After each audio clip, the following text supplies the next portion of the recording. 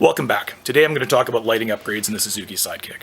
I'd like to show you how I went from here with the original halogen headlights to here with upgraded LED headlights, and then finally here with upgraded LED headlights plus 4-inch LED driving lights. The video is going to follow the same sequence that I did the upgrades. First, the selection and installation of those LED bulbs, and then I'll show you some of the beam patterns and how that compares to modern HID headlights. And in the second part of the video, we'll focus entirely on the installation of those driving lights, how I fabricated brackets, the wiring that I did to get them hooked up, and then finally do some real-world comparisons of both of these lighting upgrades out on the road. So these are the Auxbeam 9004 bulbs that I bought as replacements. I bought these based on YouTube reviews, just in general on what they considered a very, very good fitting 9004 bulb. One of the critical things for a replacement bulb is the precise location of those filaments, the high beam and the low beam. If those are not in exactly the right place, your headlights are not going to have the beam pattern that you want. They're not going to have the original factory cutoff, and even though they might be brighter, they are not going to be nearly as useful a headlight. This is the new bulb with high and low beam LED elements on both sides. There's the plug, goes right into the factory wiring harness. There's the driver unit. Here's a close-up of the two bulbs side by side. Hopefully you can see here there are two distinct LED elements on the Auxbeam bulb on the left-hand side. There's also one secret here, and this is how to install these things. And I couldn't figure it out. It wasn't in the instructions, but here it is. This front ring on the bulb unclicks and comes off. Allows you to put the retaining ring on because there's a wire in the way, as you can see. Then you put this guy back on.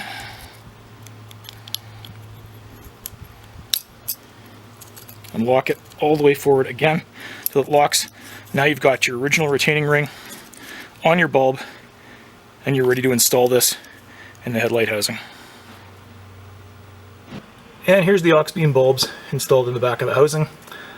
Maybe what you can see is the driver in the top left of the space is just wrapped up on the wiring harness, and I just zip tied it on there. There's a tremendous amount of room behind the back of the bulb, which makes them really easy to install and uninstall.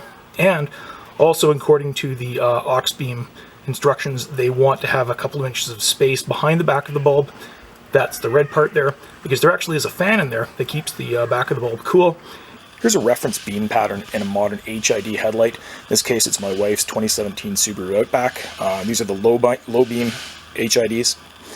And now I'm turning on my LEDs, first in low beam, and then in high beam, side by side with these guys. What I'm really happy with here is how I've got a really controlled beam pattern with the new LED bulbs. Really nice cutoff across the top. The total height of the beam is not quite as large as the HIDs, but I still think it's really good for a 20-year-old style, 20 or 30-year-old style light housing with an upgraded bulb. Note that my driveway is on a side slope, so all of these beam patterns do have an angle relative to the garage door we're looking at.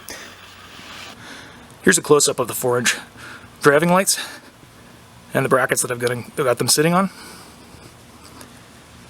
Now, before I jump into the details, how I built these brackets, just wanted to say the goal here was to mount these lights up here, ahead of the A-pillars, and to mount them as close to the body as I possibly could, so that these guys are not out too far away from the fenders and are not in my line of vision at all when I'm driving. And one of the only downsides to the design of the bracket that I came up with is that you do have to take the fenders off to install these.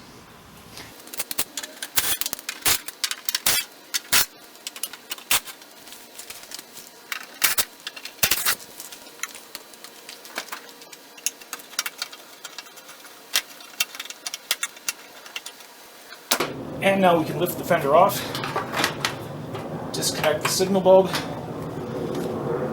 and there we are. Here's a close-up of the bracket mounted on the firewall. Mounted this with a pair of 6mm metric bolts. Was able to drill directly into the firewall here. It's double thickness metal. That was just enough that I could run threads through it, put the bolts directly into that. I didn't feel it was necessary to use riv nuts here. Now what I'm trying to show in this shot is some of the subtle curves in this bracket. The first one, just above the bolts, just tips the bracket in slightly. Then the bigger rounded curve moves the top of the bracket away from the fender and in as close as possible to that plastic trim, the cowl trim just below the windshield. And then at the top, the sharp bend, which isn't a bend, I actually cut and welded this, is the light mount. I did weld it along the outside, the sharp end of the bend, ground that smooth, and then just put one big tack underneath as reinforcement to make sure this guy was stiff. Just note this is 3/16 by 1 inch steel strap. Readily available. I did a prototype of this bracket using 1/8 inch material, and I found that it just wasn't stiff enough. It held the light. The weight of the light is very little, but it vibrated, and I didn't want any of that. So just increasing the metal thickness to 3/16 solved all that completely. Here's another angle from the backside, showing how I shaped the bracket to contour as well as I could to the firewall, because I wanted this bracket to be as close as possible to the metal and not touch the fender, but rather be as close to the trim, just inside the fender, closer to the cowl. Now I had pulled the wiring out of the way here for this shot, but when the light is installed, the wires just sit up like this. They get held behind they go in this gap here between the bracket and the fender, and there's no abrasion on these wires and there's no pinch on them at all, so I'm pretty happy with that. Let's transitioning now to wiring. So the first thing I wanted is a power source. I'm not a big fan of attaching additional accessories to the positive terminal in the battery if it can be avoided. One of the nice things on these Suzukis is they have a always powered on fuse block here just ahead of the battery, and we're going to tap directly into that. So removing the cover, the fuses we're interested in are these small guys here. The rightmost which one here, it was an extra fuse for air conditioning. Now my truck doesn't have air conditioning, so while it had a fuse in it, it didn't have any wire connected to the backside. It also had a 25 amp fuse. I turned that down to a 15 for the accessories I plan on running because I want to make sure the fuse is well matched to what I'm including in there. Now connecting the fuse is super simple. I was able to use a regular spade connector right into the back of the fuse block, and then I've got that attached to my main power wire here. I am using 10 gauge wire here because I'm planning on using this to power a number of accessories, and then I've got that covered in a factory style loom. I take that power wire and I'm going to run it directly into the cab. I'm not going to use relays because I'm not planning on using any high amperage devices. I don't think that's necessary, and I am paying attention to the power draw of all the accessories that I'm adding here. This wire that I've got covered in factory style loom goes into the bottom there, up across the firewall, along with the other factory wires, and then plugs down in there through one of the factory grommets in the firewall.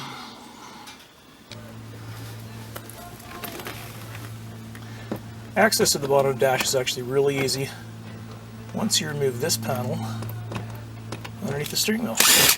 And this just pops right off at the bottom, and similarly just pops forward at the top. Now, you may notice I've already got the driving light switch here installed in the leftmost position here, but it's really arbitrary. And one of the great things is once we've got this under the dash panel here removed, it's super easy to just come in here with your fingers and pop out these blanks. Then you can mount any new switches, and I'll show you a style that I've been able to order off of Amazon that fit very, very well in these spots. No modifications required. The other thing I want to show you here is the wiring that I put behind the switches. So I'm not going to pull out the switch that I've already installed, but I'm going to show you that I pre-wired this for additional switches here, and hopefully you can see. I've got my 10 gauge wire coming in from the fuse block under the hood, and then I split that off into 3 separate 16 gauge wires for the accessories that I have already wired for these driving lights here, and then future accessories that I could mount in these 2-switch poles here. I've also run in a wire for backlighting for these switches. I ran that across the dash from the center console where the radio was, because that was the easiest one to get access to. And I brought that in, and I've also got that fanned out for each of these 3 switches.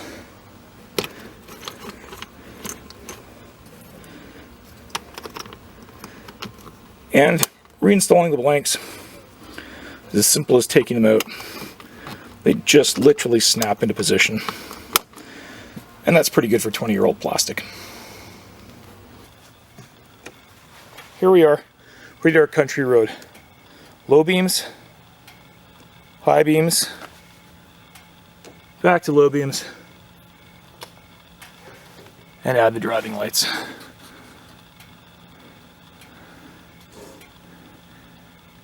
And then just kicking up to high beams with the driving lights.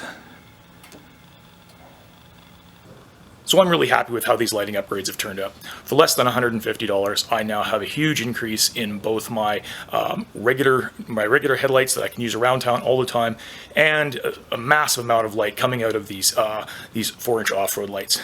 Now do note that those 4-inch driving lights are off-road only. They have no cutoff whatsoever. You can't use them around any other vehicles. I have had the Auxbeam bulbs in the headlights now for about a year and a half, and they've held up fantastically. We'll have to see if we get the same thing out of these driving lights, and I plan to do an update in about a year or so. Let you know how the finish of these is holding up, if there's any change in the quality of the light, or if the lens is starting to discolor, anything like that. I really hope you enjoyed today's video. Look forward to any comments you have. Please leave them below, constructive or otherwise. Look forward to any questions you have about the installation. I'd also be curious to know if there would be many people who would be interested in a set of these brackets, and let me know in the comments to see if there's any sort of interest from other people. So please comment, subscribe, and let me know what you think. Thanks for watching.